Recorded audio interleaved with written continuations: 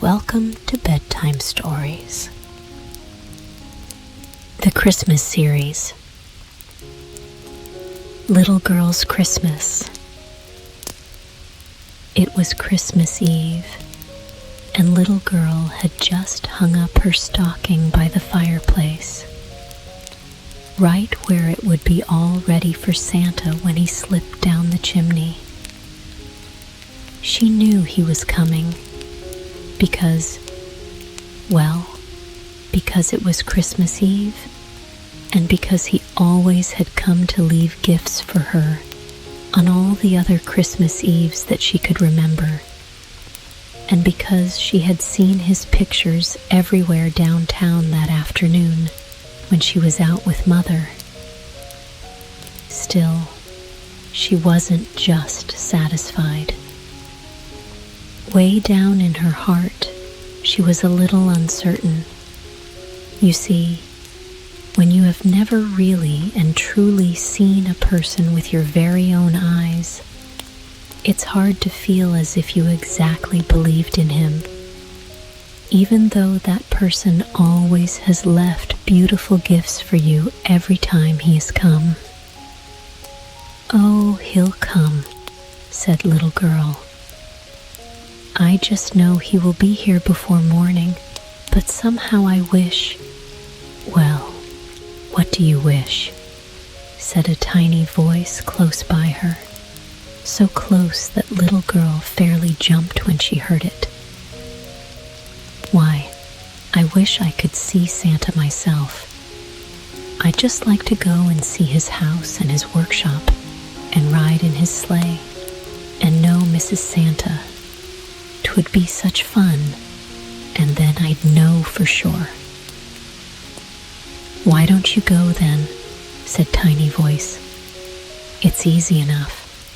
Just try on these shoes, and take this light in your hand, and you'll find your way all right."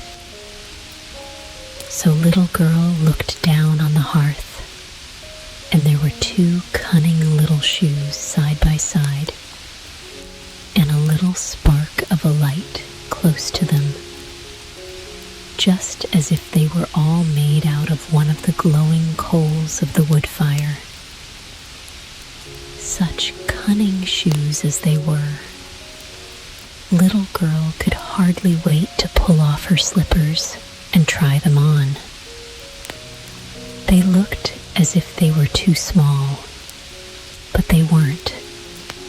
They fitted exactly right, and just as Little Girl had put them both on and had taken the light in her hand, along came a little breath of wind, and away she went up the chimney, along with ever so many other little sparks, past the soot fairies, and out into the open air, where Jack Frost and the starbeams were all busy at work making the world look pretty for Christmas. Away went Little Girl, two shoes, bright light, and all, higher and higher, until she looked like a wee bit of a star up in the sky. It was the funniest thing, but she seemed to know the way perfectly, and didn't have to stop to make inquiries anywhere. You see, it was a straight road all the way, and when one doesn't have to think about turning to the right or the left, it makes things very much easier. Pretty soon, Little Girl noticed that there was a bright light all around her. Oh, a very bright light. And right away, something down in her heart began to make her feel very happy indeed. She didn't know that the Christmas spirits and little Christmas fairies were all around her, and even right inside her, because she couldn't see a single one of them, even though her eyes were very bright and could usually see a great deal. But that was just it, and Little Girl felt as if she wanted to laugh and sing and be glad it made her remember the sick boy who lived next door, and she said to herself that she would carry him one of her prettiest picture books in the morning so that he could have something to make him happy all day. By and by, when the bright light all around her had grown very, very much brighter, Little Girl saw a path right in front of her, all straight and trim, leading up a hill to a big, big house with ever and ever so many windows in it. When she had gone just a bit nearer, she saw candles in every window, red and green and yellow ones, and everyone burning brightly. So Little Girl knew right away that these were Christmas candles to light her on her journey and make the way dear for her. And something told her that this was Santa's house, and that pretty soon she would perhaps see Santa himself. Just as she neared the steps, and before she could possibly have had time to ring the bell, the door opened of itself as wide as could be, and there stood, not Santa himself, don't think it, but a funny little man with slender little legs and a roly-poly stomach which shook every now and then when he laughed. You would have known right away, just as Little Girl knew, that he was a very happy little man, and you would have guessed right away too that the reason he was so roly-poly was because he laughed and chuckled and smiled all the time. For it's only sour, cross folks who are thin and skimpy. Quick as a wink, he pulled off his little peaked red cap, smiled the broadest kind of a smile, and said, "Merry Christmas, Merry Christmas, come in, come in." So in went Little Girl, holding fast to Little Man's hand, and when she was really inside, there was the jolliest, reddest fire all glowing and snapping, and there were Little Man and all his brothers and sisters, who said their names were Merry Christmas and Good Cheer, and ever so many other jolly-sounding things, and there were such a lot of them that Little Girl just knew she never could count them, no matter how long she tried.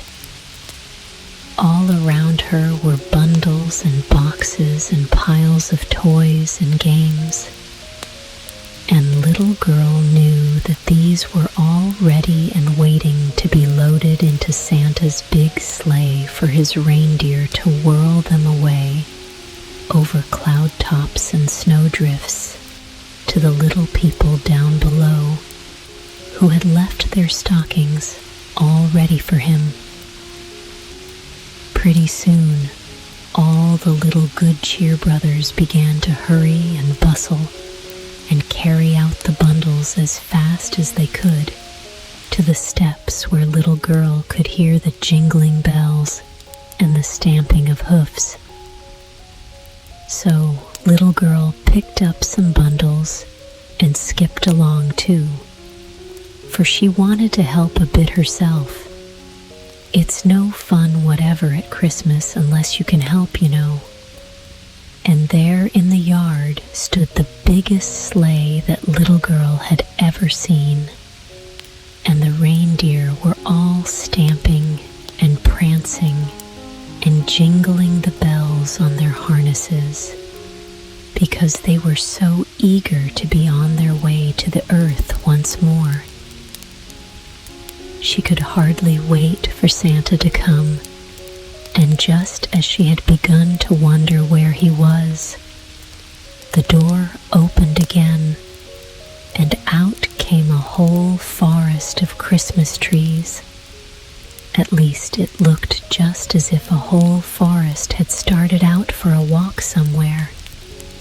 But a second glance showed Little Girl that there were thousands of Christmas sprites, and that each one carried a tree or a big Christmas wreath on his back. Behind them all, she could hear someone laughing loudly and talking in a big, jovial voice that sounded as if he were good friends with the whole world. And straightway, she knew that Santa himself was coming. Little Girl's heart went pit-a-pat for a minute while she wondered if Santa would notice her. But she didn't have to wonder long, for he spied her at once and said, "Bless my soul. Who's this? And where did you come from?" Little Girl thought perhaps she might be afraid to answer him, but she wasn't one bit afraid.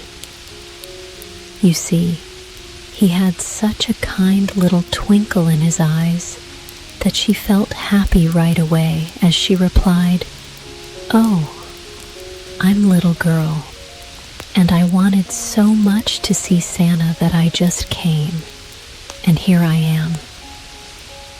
"Ho, ho, ho, ho, ho," laughed Santa. "And here you are. Wanted to see Santa, did you? And so you came. Now that's very nice, and it's too bad I'm in such a hurry, for we should like nothing better than to show you about and give you a real good time.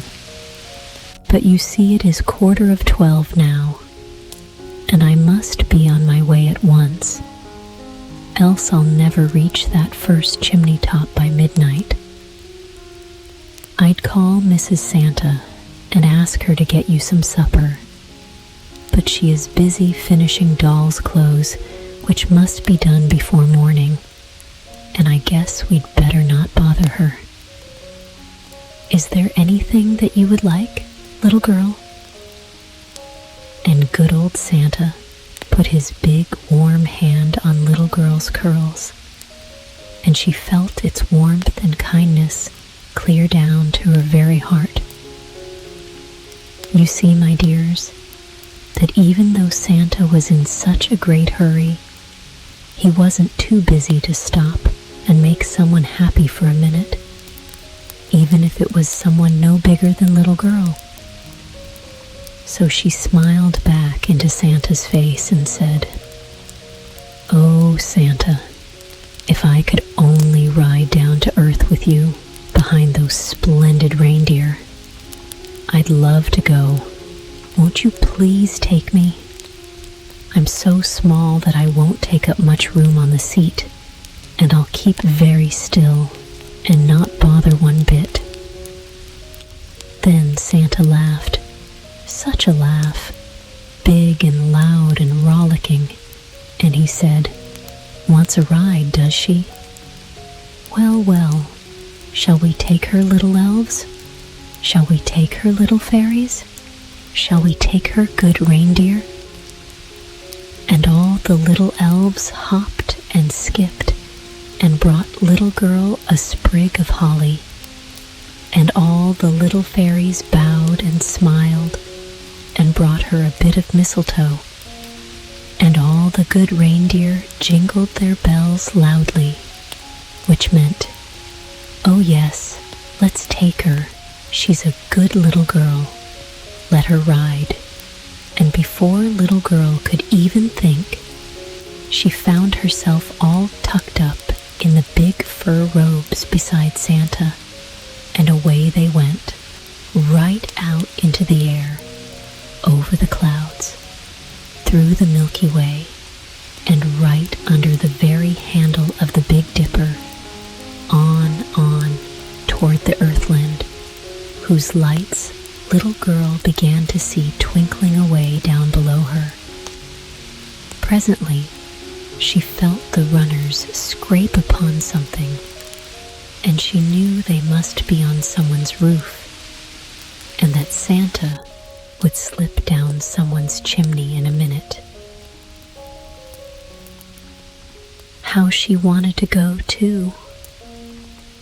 You see, if you had never been down a chimney and seen Santa fill up the stockings, you would want to go quite as much as little girl did now, wouldn't you? So, just as little girl was wishing as hard as ever she could wish, she heard a tiny voice say, "Hold tight to his arm, hold tight to his arm." So she held Santa's arm tight and close, and he shouldered his pack, never thinking that it was heavier than usual, and with a bound and a slide, there they were. Santa, little girl, pack and all, right in the middle of a room where there was a fireplace and stockings all hung up for Santa to fill. Just then, Santa noticed little girl. He had forgotten all about her for a minute, and he was very much surprised to find that she had come too. "Bless my soul," he said. "Where did you come from, little girl? And how in the world can we both get back up that chimney again? It's easy enough to slide down, but it's quite another matter to climb up again."